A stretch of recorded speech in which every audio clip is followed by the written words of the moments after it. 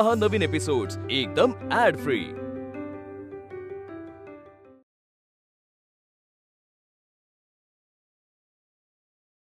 कुठल्याही लोककलेमधल्या उत्कृष्ट कलावंताला मी तुझ्या नावाचा पुरस्कार जाहीर करणार आहे। ज्येष्ठ लावणी सम्राज्ञी चंद्राबाई नगरकर पुरस्कार।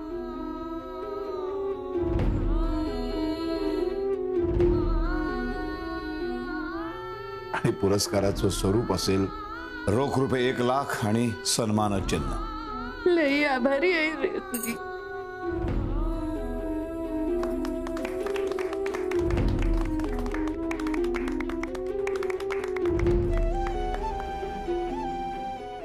आजची मीटिंग संपली। चला आता तुमची स्वप्न पूर्ण करण्यासाठी सुरू करा। तुम्ही कामाला लागा। मेहनत करताना दिसले पाहिजे। जर का मला तुमची मेहनत दिसली नाही तर मात्र गाठ पूर्वीच्या रावसाहेबशी आहे। दादा तुम्ही चुकून माझ्यावर चिडाला, कारण अजून मी माझी इच्छा सांगितली नाहीये। मी नंतर सांगणार आहे, लक्षात ठेवा। माधवी तू घे थोडा वेळ अजून। आपण घरातलं सगळी कामं सांभाळून कसं काय जमणार आहे आम्हाला सगळ्यांना? घरकाम तुम्ही करायचंच नाही आता। तुम्ही तुमची स्वप्न पूर्ण करायची। सगळी घरकामं या घरातले सगळे पुरुष करतील। अरे देवा, आजपर्यंत आमच्या स्वप्नांना पूर्ण करण्यासाठी तुम्ही घरकाम करत राहिलात, झटत राहिलात। आता आपण थोडंसं उलट करू। तुम्ही तुमची स्वप्न पूर्ण करा। तुमच्या स्वप्नांच्या पाठीमागे घरातले सगळे पुरुष उभे राहतील। सगळी घरकाम आम्ही करू, काही हरकत नाही। नक्की?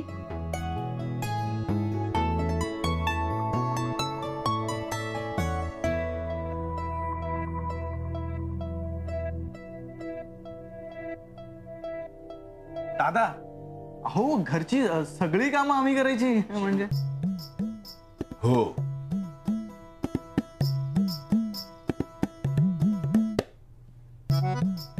म्हणजे स्वयंपाक सुद्धा?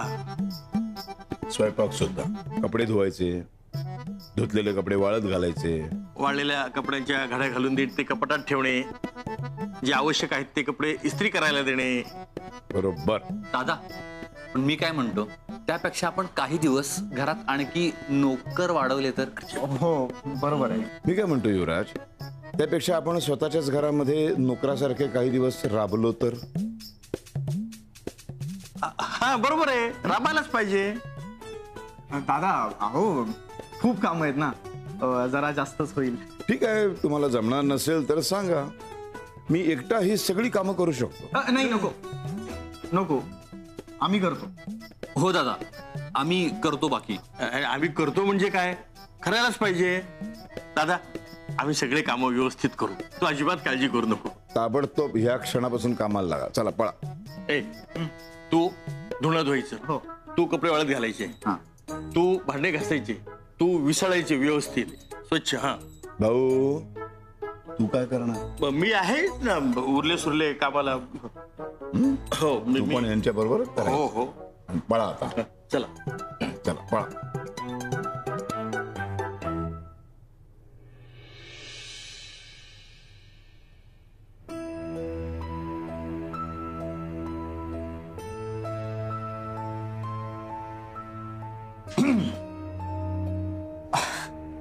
काय दोघं एकत्र आलायच म्हणजे काहीतरी विनंती करायला आलेलं दिसतंय। म्हणजे तसं काही इम्पॉर्टंट काम नाहीये, पण एक काम आहे। उद्याच्या प्लॅन मध्ये काही बदल करायला सांगायला आलात का? दादा मुक्ता, एक गोष्ट लक्षात ठेव, सगळी घरकामं पुरुषच करणार आहेत, ह्याच्यात बदल होणार नाही, कुणालाही सूट मिळणार नाही, आधीच सांगून ठेवतोय। पण मला त्याबद्दल काहीच बोलायचं नाहीये। मग? म्हणजे मला काहीतरी वेगळंच बोलायचंय। बोल ना मग। दादा तुम्ही मागच्या वेळेस रागाच्या भरात देवीची भक्ती करणार नाही असं बोलून दाखवलं।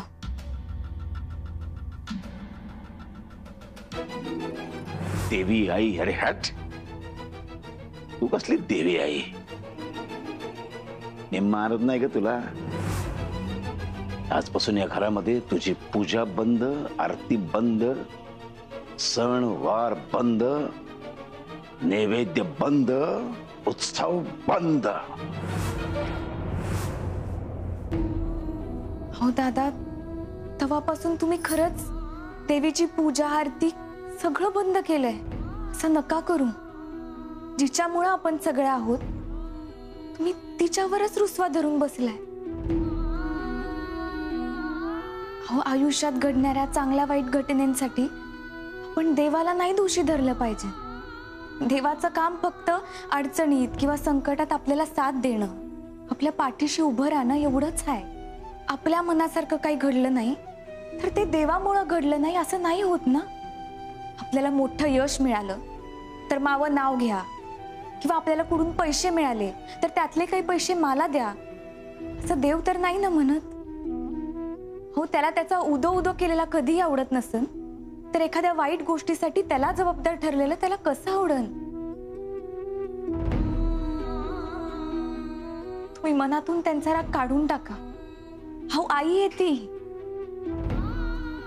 आपलं लेकरू आपल्यावर रुसलंय, कुठल्या आईला आवडन? हो, तुमच्यासाठी तिचा जीव नसेल का तडफडत? दादा, तुम्ही मला तुमची मुलगी समजता ना, त्या हक्कानं तुम्हाला सांगते, तुम्ही तुमचा रुसवा सोडायचा, आईला परत आधीसारखा लेकरासारखा जीव लावायचा.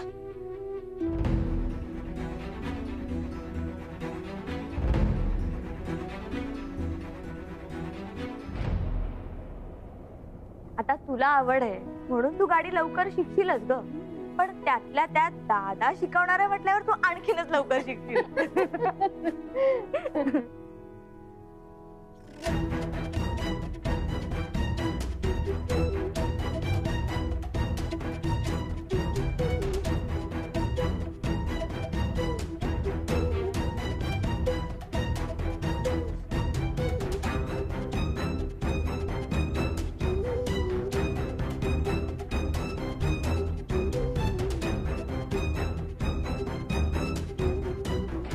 देवी आई, खूप चुकीचं वागलोय मी आजपर्यंत.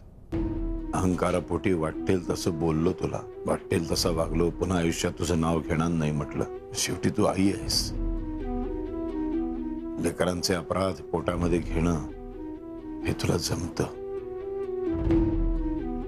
माफ कर मला. हे आज जे काही मी मिळवलंय हे फक्त तुझ्यामुळे. म्हणजे प्रत्येक सुखदुःखात, यशात अपयशात तू पाठीशी उभी राहिलीस.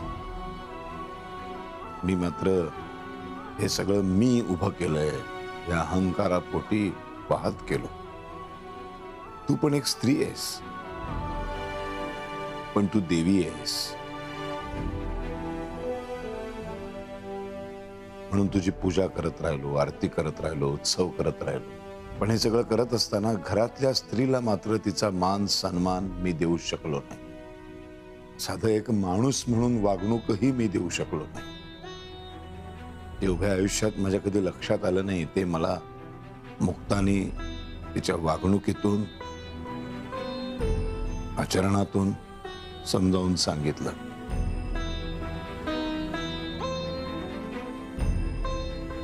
मी आज तुझ्या समोर प्रतिज्ञा करतो, आज ह्या क्षणापासून एक वेगळा रावसाहेब तुला पाहायला मिळेल. खऱ्या अर्थाने तुझा भक्त, स्त्रियांचा सन्मान करणारा. तुला अभिमान वाटेल की तुझा एक असा भक्त आहे याचा. असा वागेन मी, बदलेन मी स्वतःला, पूर्णपणे बदलेन. पण तुझी कृपा मात्र कायम ठेव. सगळे अपराध पोटात घाल आणि मला क्षमा कर.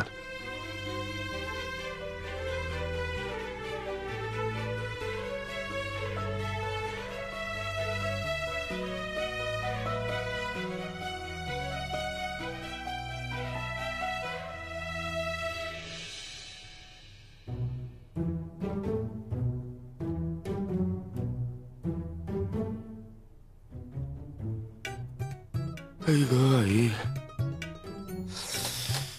बाबा, 2 कांदे कापले तेवढे डोळ्यातनं पाणी आले. बायका कसं काय स्वयंपाक करत असतील रोज? दादा मी डोळे पुसू का? हा, नको नको. अहो पुसतो ना, थांबा ना किती. सारंग भाऊ हा नको. का? का काय झालं? मुलगा डोळे पुसतोय बापाचे, काय झालं काय? अहो तसं नाही मालक. अहो आताच मिरच्या कापल्यात सारंग भाऊनी. अरे हो अरे नको नको, बोलतोच काहीतरी व्हायचं.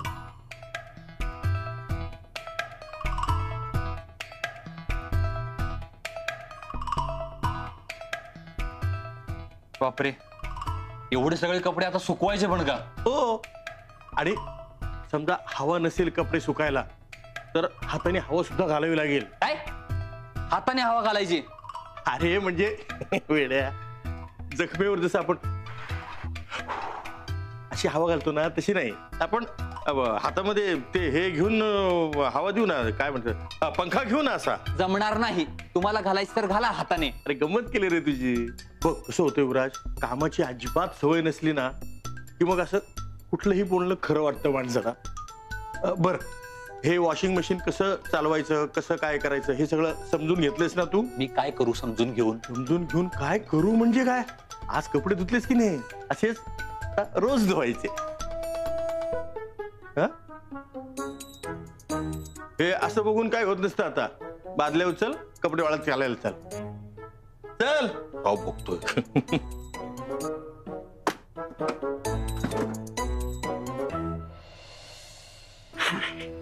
माझं स्वप्न काय असायला हवं बरं? एखाद्या बाईचं काय असतं स्वप्न? म्हणजे लहानपणापासून काहीच कसं स्वप्न पाहिलं नाही.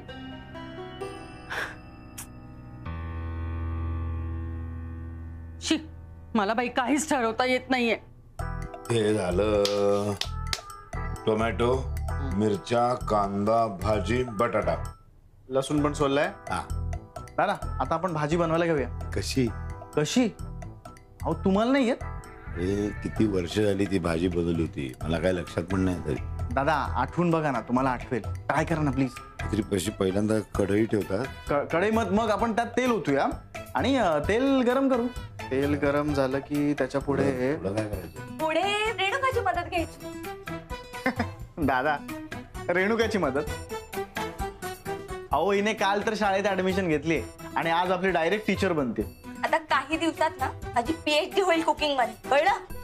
ठीक आहे, चला मग सुरू करूया. चला चला चला, हे सगळं घ्या. ऍक्सिलेटर, ब्रेक आणि क्लच.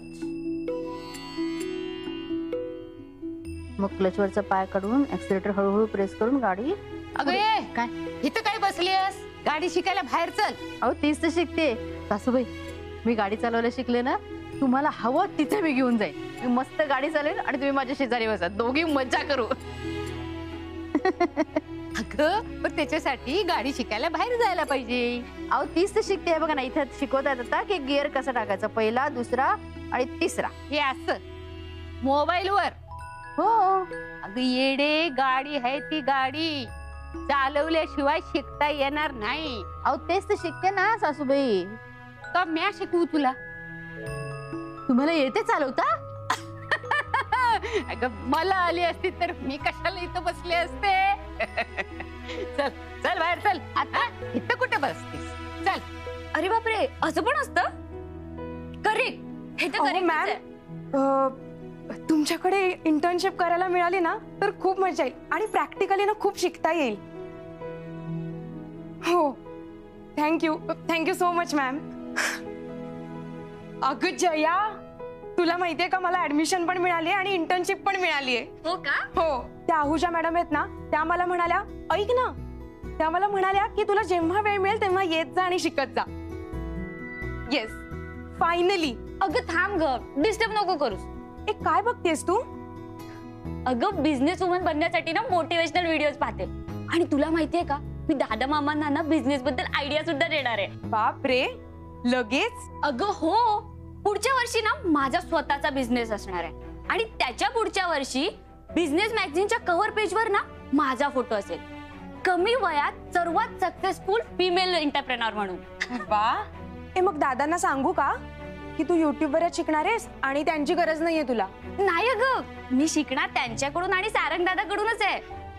अगं ते कोणीतरी म्हटलंय ना, जे ज्ञान मिळे स्वलोकांकडून ते न मिळे कोणाकडून.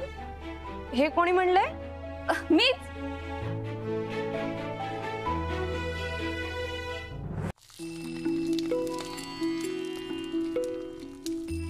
अरे हो हो हो, थोडीशी भीती वाटते मला.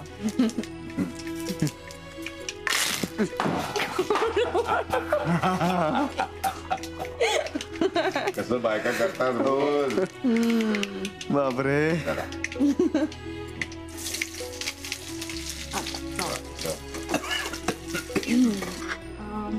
बरं, आता तुम्ही दोघं जा, मी हे बाकीचं आवरून घेते. अगं नाही, आम्ही जरा मदत करतो ना तुला. हो अगं, दादा म्हणालेत ना की घरातल्या सगळ्या पुरुष मंडळींनी घरकाम करायचं, आणि तसं इथे आलोच आहोत आम्ही, सो तुलाही मदत होईल ना. नाही नाही नाही नाही, तुम्ही माझं काम वाढवून ठेवाल त्यापेक्षा तुम्ही दोघं जा. अरे पण आम्ही काय करायचं पण मग? एक मिनिट, सारंग तू जा, आणि दादा तुम्ही आईला गाडी शिकवा. ही आयडिया मस्त आहे. Nice idea.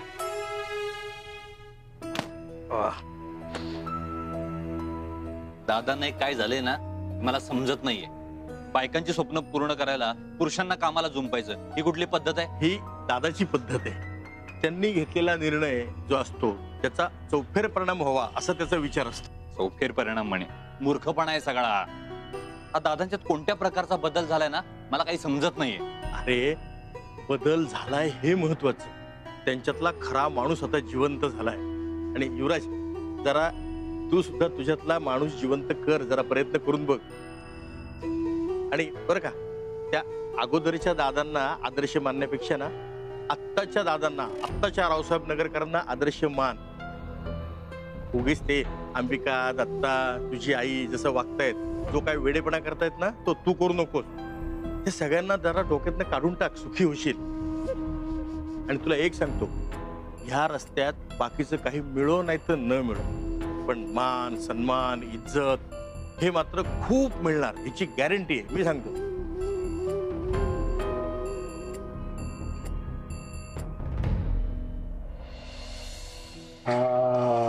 काय सुगंध येतोय. वा वा वा रेणुका, तुझं स्वप्न साकार होणार.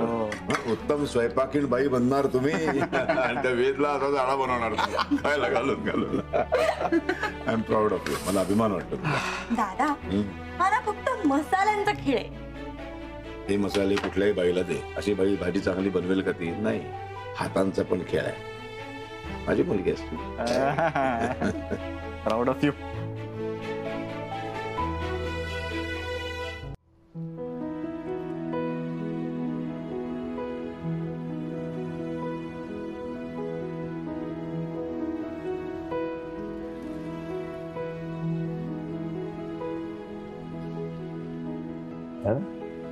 आता हळदी कुंकुवा ते घरी राहिले, पण आणायला हवं होतं का?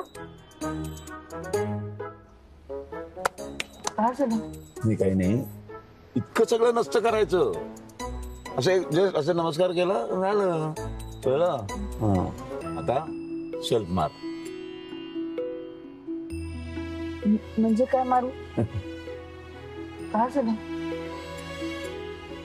चावी आहे बघ, हो हो, त्याची फिरवायची, गाडी सुरू होते, त्याला सेल्फ मारणं म्हणतात. झाली ना? आता खाली बघ, 3 पॅन्डल दिसत आहेत.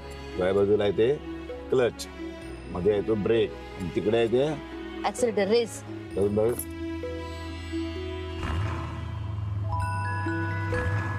बार बार बार झाला. खेळ खेळून झाला ना. आता क्लच पूर्ण दाबायचा आणि फर्स्ट गिअर मध्ये टाकायची गाडी. तू तोडशील ते. पडत नाही म्हणजे तू पूर्ण दाबलास का क्लच? हो दाबला ना. तो काय पूर्ण क्लच दाबायचा, मग गिअर मध्ये टाकायची गाडी. बोलू नका मला, एकतर येतो कॉन्फिडन्स जातो माझा. मी किती वर्ष गाडी चालवतो, तितकी मिनिटं पण नाही झाली मला गाडी चालवायची. मूळ स्वभाव आहे ना तो, असा पटकन जाणार नाही ना, वेळ लागेल त्याला. आता शांतपणे सांग. आता छानपैकी क्लच दाब आणि फर्स्ट गिअर मध्ये गाडी टाक. एक मिनिट फर्स्ट गिअर कुठे आहे बघ, पूर्ण डाव्या बाजूला टाकले आणि अगदी प्रेमाने.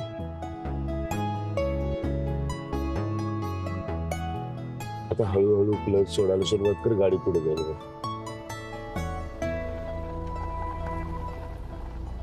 बघ